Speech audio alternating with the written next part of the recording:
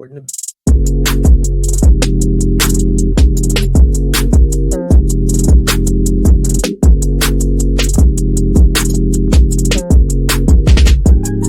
Do a nice little.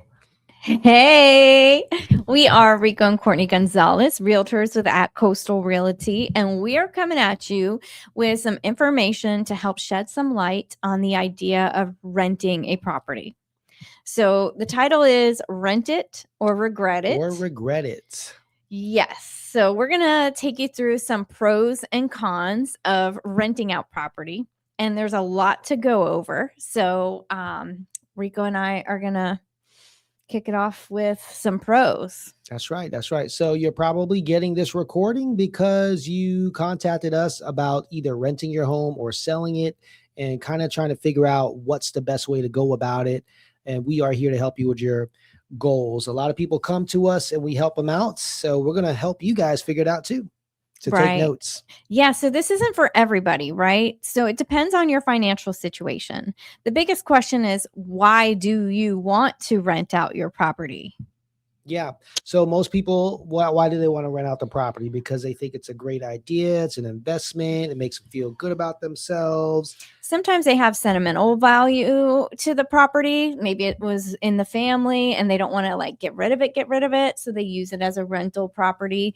Sometimes we've got a lot of military clients, and they may come back to the area. So when they do come back, they want to be able to, not miss a beat and go back to the home that they were living in. Yeah. And that's totally an option too. It's what you call your accidental landlords. They accidentally, they bought a house and all of a sudden they're getting moved somewhere else to a different city. And now they're accidental landlords, which happens a lot here in this area. It sure does. Mm-hmm. But a lot of people consider this a retirement plan for them.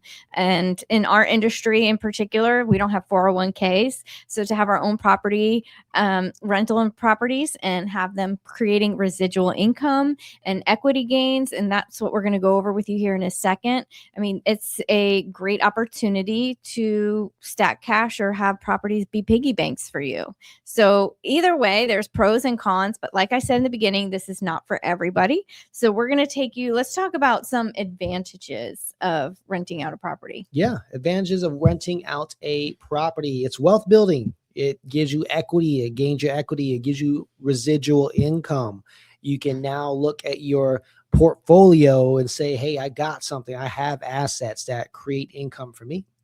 Yes. So by him saying it's a building block, a wealth building block, you have equity gains when the house is improving in value, and then your payment or what you owe on it is diminishing. And then you have residual income that is connected to that wealth building. Yeah. So you have a monthly proceeds coming in on a regular basis, and that's exciting.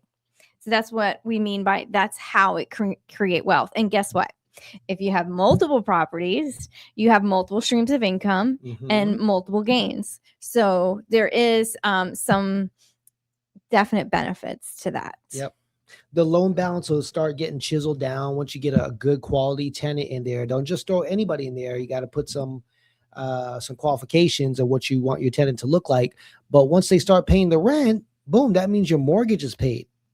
So you want to make sure that the rent at least pays your mortgage minus all the management fees if you decide to go with a property management. Right. And a cool thing about having a rental is, as you know, prices go up, right? So when the going rate for that home or that property goes up, then by all means, you have every right to raise the rent every so often. So you have that working for you. So when it's almost like an inflation-proof option, because as pricing goes up, so does your rental income.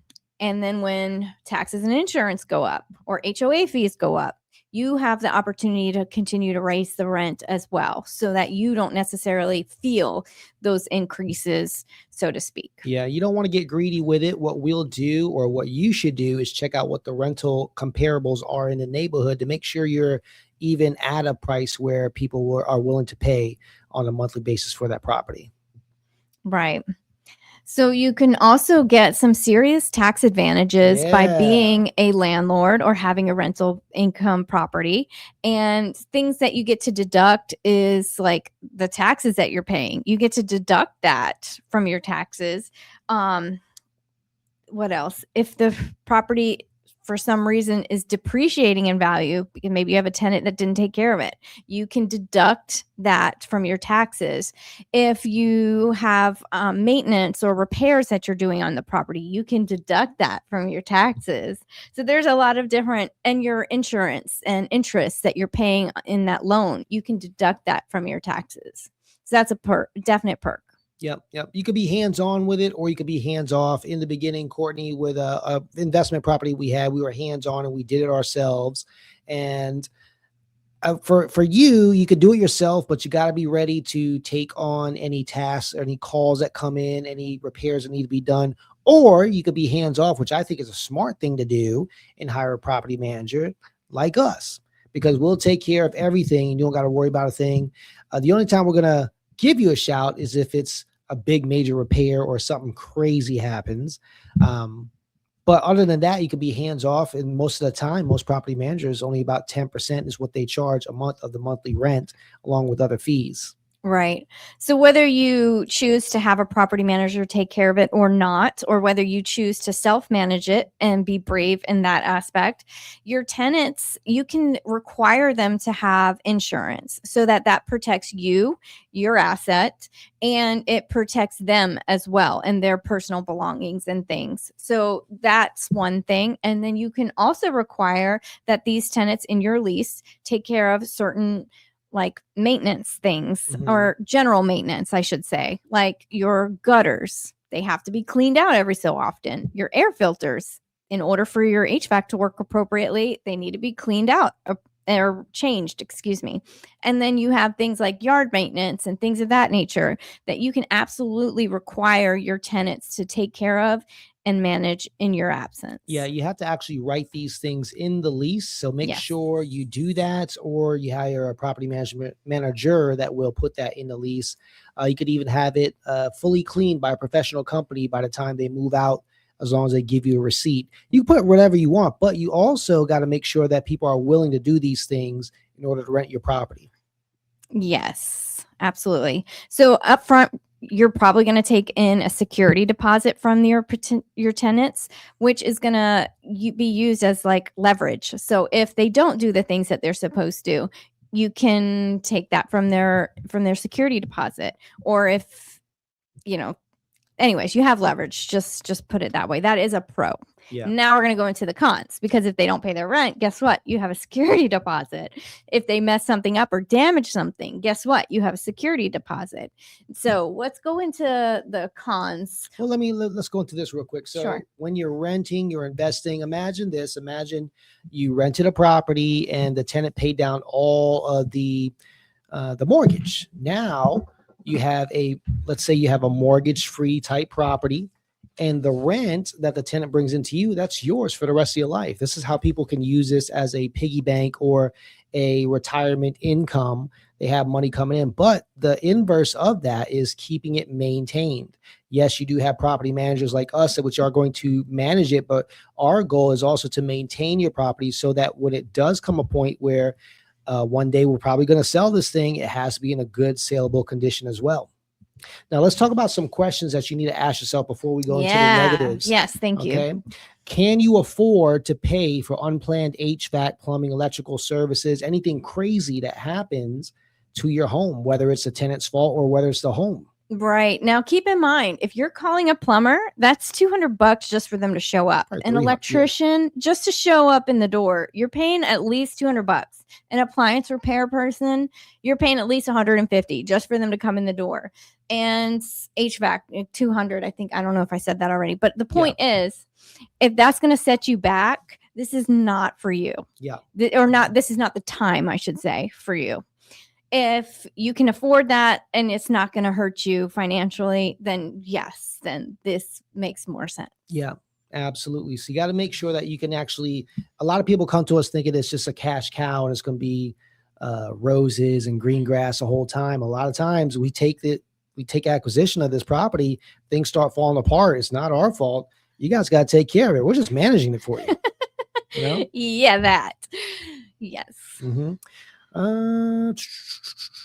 Do you have a high risk tolerance, or are you a low risk type of person? Good question. Mm-hmm. Say that one more time. Do you have a high risk tolerance, or are you a low risk type person? If you're a low risk type person, just make sure that this property is in tip top condition before we take it. Make sure the roof is done, the HVAC is brand new, everything's new, so we don't got to worry about this thing for the next 5 to 10 years. Yeah, I would say if you're a low risk person, then don't do it. This is a very stressful endeavor, because not only are you dealing with tenants, you're dealing with the property itself, and you're dealing with us and finances. So, there's different types of investments, stock market, things of that nature. If you typically are the low risk person and you don't want to get too risque, then don't.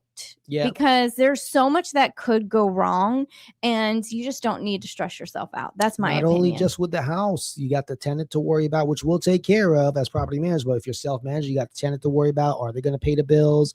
Are you going to be financially strapped if for some reason they don't pay the bills 1 or 2 months? You could be in the arrears really quick, unless you get a really good property manager like us. But even when you do have a good property manager, sometimes things change or situations occur. Like somebody loses a job, and now the tenant, which had great income, no longer does. Or they get relocated. Yeah, or COVID happens, and then they're not going to work right now because they're not essential, and there's special laws in place to protect them. So you still got to pay that mortgage. You still got to pay it unless it's already paid off. Would your monthly return on investment, ROI, put you in the green during this endeavor? Right. Good question. So if your monthly payment on the house is, let's say, keep math simple, $2,000 a month, that's what you pay for the house, and you're going to rent it for $2,500. There's also management fees involved if you're choosing to have a property manager take care of it, and maybe you have a condo fee as well, or what have you. So now you're looking at, okay, am I in the red? Yeah. Or am I still in the green? Yeah. And honestly, if you're any sliver in the green, in my opinion, it's worth it. Yeah, I think so, because you're getting just a little bit, your mortgage getting paid down, plus the equity is growing. Yes. Just a fun fact story. I just had somebody call me. They purchased a investment property, and as somebody who is looking to have an investment property, you have to put a minimum of 20% down. So that's something to consider if you're simply purchasing with the intent of having it as an investment. They put 20% down. They have this little condo in Williamsburg. And by the time the condo fee, the management fee, the taxes, insurance, and all the things are taken care of, they are like barely in the green. And she called me. They've had this property for almost 3 years now. And she called me and said, I don't think this makes sense. Like, we're barely making $100 a month. And I said, well, you bought the house. Not exactly, just right under 200K. So let's just say 200, just to make our math simple. You bought the house or the condo for 200K. Today, 3 years later, almost barely 3 years later, the house or the condo can be sold for 270. Nice. That's a significant amount of equity gains that have been taken place, all while somebody else has been paying the note. So while she may only barely be making $100 a month in residuals, the equity gains are far outweighing all the things. So if you take into an investment like this, you have to have an investment mindset. Stop operating with an employee mindset, trying to get paid. Investments take time. The more you put in, the more you'll get back. But the big thing is it does take some time. Absolutely. Yeah. So now let's go over some property management pitfalls, or not property management pitfalls, some pitfalls that can happen if you rent your place. We went over the pros. Now, do these pros outweigh the cons that are happening? Who knows? But let's see. Courtney already mentioned, if you're going to buy a property specifically for investment, you have to put 20% down. Do you have that? If not, do you have primary residence and you're moving out? You can do that. If you hold a property too long, right? Yeah. You could be looking at capital gains tax when you go to sell because Right. it's a property that's an investment. They're going to hit you with capital gains tax. Right. So what does that look like? So if you stand to net more than $250,000 on your primary residence. Oh, Yeah. So on an investment, it's different. It's different. They're going to Okay. hit you with capital gains on investment properties. Yeah. On a primary investment, meaning a primary home, if you own a home and sell that home and you are a single person and make over $250,000 on it, you're going to get hit with capital gains tax. If you're a married couple on your home that you live in that you sell and make over 500,000, you're going to get hit with property gains tax. Now, with an investment property, regardless, you're going to get hit with property gains tax. So you have to be a little bit more creative once you go to sell it. Some people never sell it, but somebody's going to sell it at some point. Right. But at the end of the day, you're still making money. You just got to give some of that to Uncle Sam. Here's a tip. Go get yourself a good CPA that knows what they're doing. That'll get you some tax breaks and you don't got to worry about it. Absolutely. Or show you how to redistribute your funds. Right. So one thing to consider when if you're taking a primary residence and now you're going to rent it out, you can sell a house in any condition. Okay. But you cannot rent a house in any condition, especially, maybe if you wanted to do it self-management, fine, have at it. But if you're going to hand it over to somebody like us, a property manager, we are going to insist that A, the house is safe, and B, the house is clean, and C, the house is looking pristine. As a matter of fact, sometimes the homes that we rent for our owners are in better shape than some of the homes that we sell. Yes, absolutely. Because again, you can sell a house in any condition, right? But you cannot rent in any condition. You are now liable for this person or people that are going to live in this home. Mm-hmm. You have a responsibility to ensure that the chimney's been swept, that it hasn't just been something that you've neglected for years on end. So things that you have to consider that maybe you haven't considered before. And just make sure you're taking good care of the property. Sorry, I cut you off. That's okay. Yeah. Okay. Next. So what was I going to say? Okay. I know what you guys are thinking. This is an easy no-brainer. We're just going to throw some tenants in there. They're going to pay my bills for me. We don't even got to do nothing to it. You got to take care of your investment. You got to make sure it's in good working condition. We are investors. We're not just slumlords that are just trying to throw trash or, trashy people into it. That's not what we do here. Right. And you can be sued. I mean, then I say liability, you're responsible for these people. Yeah, big trouble. God forbid somebody gets hurt, a kid gets electrocuted. I mean, anything. Because of a deficiency that you knew about and did nothing about. Right. That's why when property manager will take your property, if they're a good one, a lot of them suck. A lot of them suck. If they're a good one, they're going to make sure the place is in good condition, rent ready. Yes, rent ready. We have a form for that. Let's see here. Vacancy times. Okay. Yay, we got a property. We're going to put some people in there. It's going to take some time to get the right tenant in there. Don't just throw anybody in there. You want to set these guidelines of the type of person, the type of requirements that need to be met in order to qualify for this property. That's a mindset that you got to have instead of just throwing people in there, because once you set the requirements, you know that they're going to get this rent paid. Right. So keep in mind, while we are fishing for the right tenant that meets the right criteria, there could be a time where the house sits empty. And while the house is empty, nobody's paying the rent. Yeah. And if you have a mortgage on it, you got to still pay that mortgage until it's in there. Right. So we just had one this fall that went for rent. The tenants had moved out and now we've got it back on market, and it was like crickets for a minute. It was like 2 months. 2 months before we got rented, because we knew it was kind of overpriced. However, we were able to get somebody in there beforehand, but this to go around, it wasn't working. So we had to lower that rent price to get it rented, but it took 2 months in order for them to do it. That's 2 months of they had to out of pocket pay for a second home. Right. So things to consider, if that's not going to kill you financially, then we're gravy. But if that is going to extremely set you back, then, things to consider. Right. And that's the whole purpose of this. We're not trying to freak you out or scare you, but we're just trying to lay a proper expectation so that you feel you can make an educated decision about this, because it's a big decision. and it's a big responsibility and liability all in the same, but it comes with big rewards. In our opinions, the pros outweigh the cons, but this may be different for you. Expect normal wear and tear. It's gonna happen. People are living in these houses. They can devalue your property if not properly taken care of or damage is caused. So expect that. That's why we want to put the right type of criteria before you put these people in there. Right. Now, if you were living in the house, there would be normal wear and tear that you and your family incur or what I don't know how to say incur. There's normal wear and tear, right? So when that tenant leaves, be prepared to potentially have to do some touch-up paint and things of that nature to make sure that it gets clean and all that jazz. But I can tell you that we have experienced situations where damage has come into play, and yes, you get to take that out of the security deposit. We have our own personal rental that we rented out, and the owner or the tenants had their dogs. That place out, man. They had 2 dogs.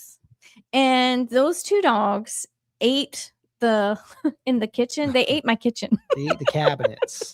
They ate like the baseboards of the kitchen because they stayed in the kitchen most of the time. And anyways, and they ate like the cabinet, and it was just a hot mess. You know what? They had the deposit to take care of all that stuff. Yes. And we knew the risk that we were going to incur, and we knew pets can do that. However, if you take the pets out of the whole picture, I'm going to rent this thing, but no pets whatsoever, you shrink your renter pool down to like really, really low.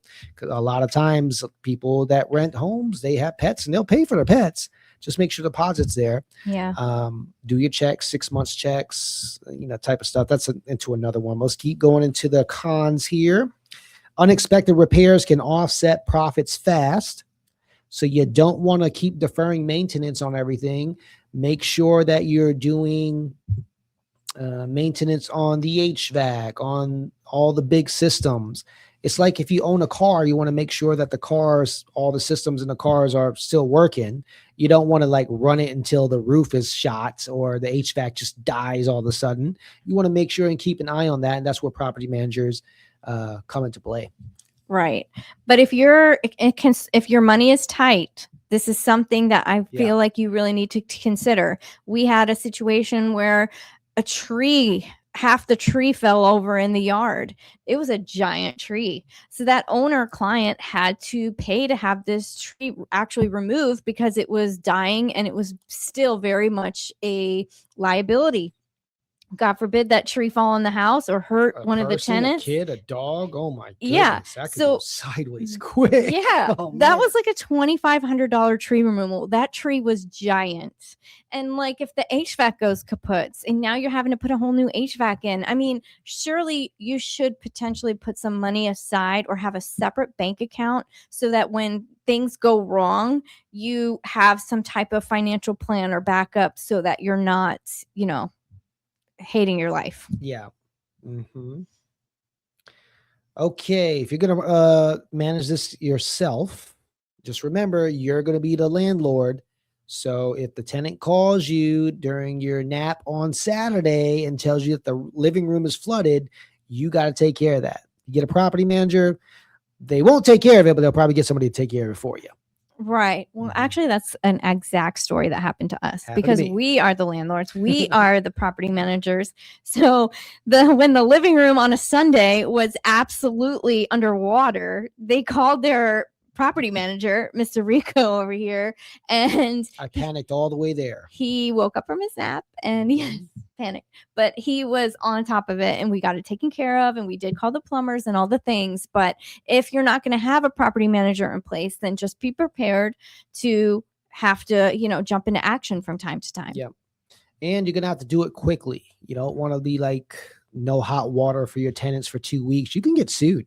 There's some laws in place that you need to know about before you get into something like that. We know about them, so we'll protect you on that. But when it comes to like doing it yourself, by all means, do it yourself. You could probably save some money, but lose some money in the long term if you get sued.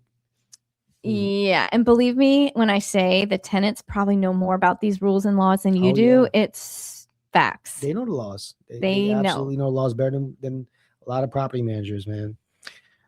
Tenants, they don't always follow lease terms. It could be problematic. It could be a nuisance. You got to be prepared for that. What? They don't follow the rules? Yeah, they get the lease and they just sign DocuSign. They don't even read it sometimes. Well, the smart ones do. Okay.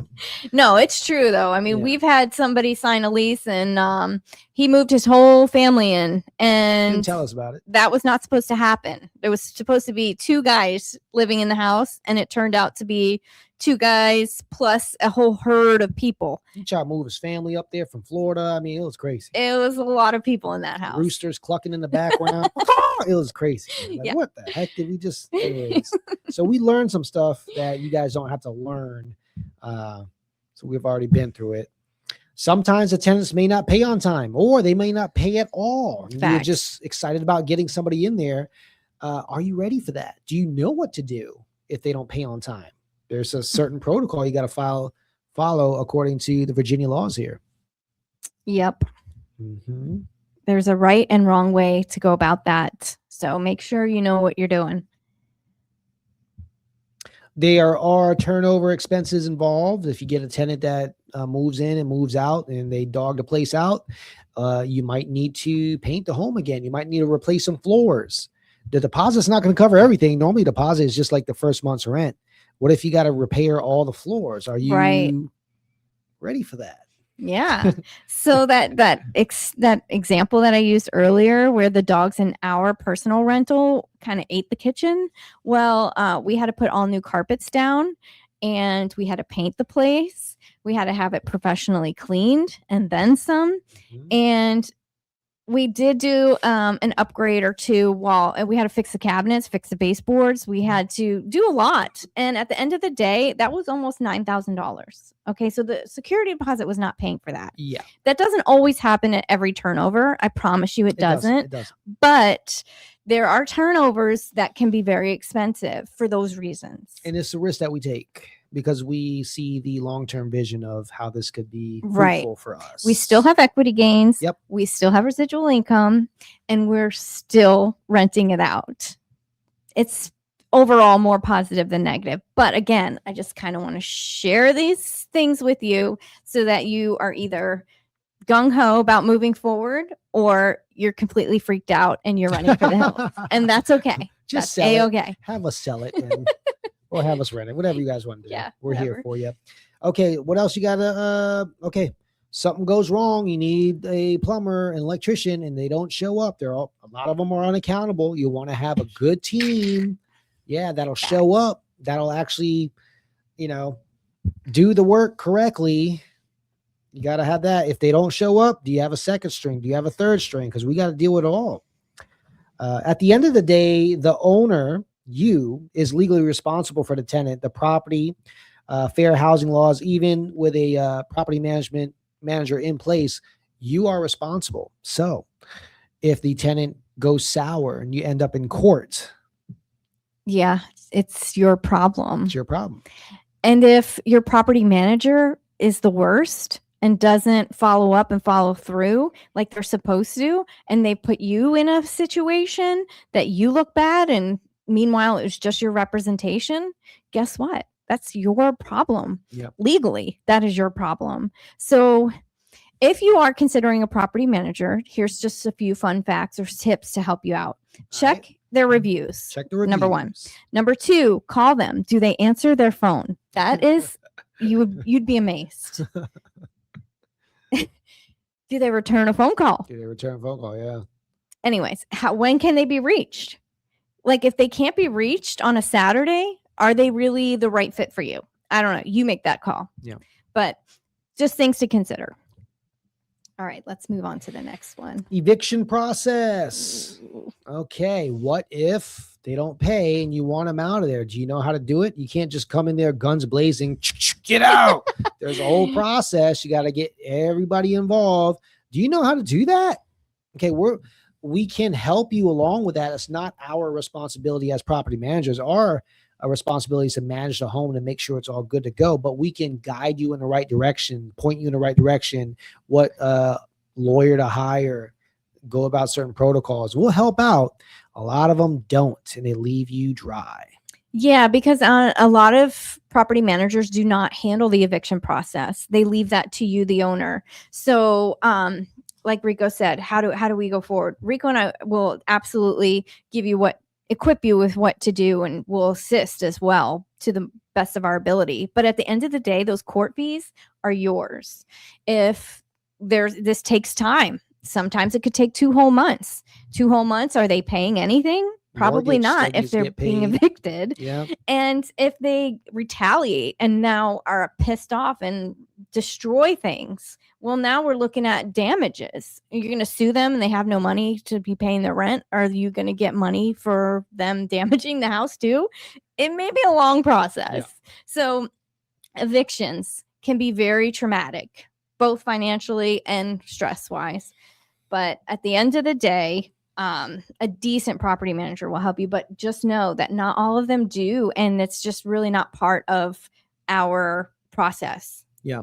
So these are all, of course, worst case scenarios. Doesn't happen all the time. Sometimes it does happen, but that's why the way Courtney and I's process goes, we put the best of the best tenants with our criteria into their tenants. Are not like the scum of the earth. They are good people. They need a place to live too. We just want to make sure we get the right ones in there that meet our criteria that we set. Right. And we're not judging them on anything but their financial credentials. Yeah. So, and their rental history. Now, again, we took you through many awful scenarios, but these are things to consider when weighing out the risks of the pros and cons. So, do you still want to rent it out? Like, after we've shared all these pros and cons, do you still want to do it? I mean, if you do, awesome. Call us. We'll help you. We'll help out. We'll totally help you. But if not, that's A-okay too. You can run for the hills, or maybe you want to just sell it. You know, like, that screw this. Better option. I'm going to sell it if you just want to get rid of it. But then that's a whole nother thing. Right. And AI can be very helpful, your chat GPTs, but it's not 100% accurate. And I just want to give one example. So I had an owner client saying we should raise the rent to XYZ. And I'm like, wow, that's a lot of money. Where are you getting this number? Well, ChatGPT says that the going rate in my area is this, so we need to raise the rent. And I was like, well, sir, these comps that ChatGPT sent you are not in your neighborhood. They are close by, but they do not count, not one bit. And then he's like, okay, well, fine. We'll let the lady buy it. And she can buy it for this price. And again, we're in the same boat. The numbers he has are way off because ChatGPT gave him comps that an appraiser would never choose. Yep. So while it is a helpful resource, it's not 100%. And I'm saying that because you can go to ChatGPT for all kinds of help with contracts and things. But we have heard horror story after horror story about people using chat and getting in trouble legally, medically, all the things. And that stuff won't hold up in court. Oh, Your Honor, ChatGPT said that. You know how stupid that sounds? Look, AI will basically, it'll tell you what you want to hear.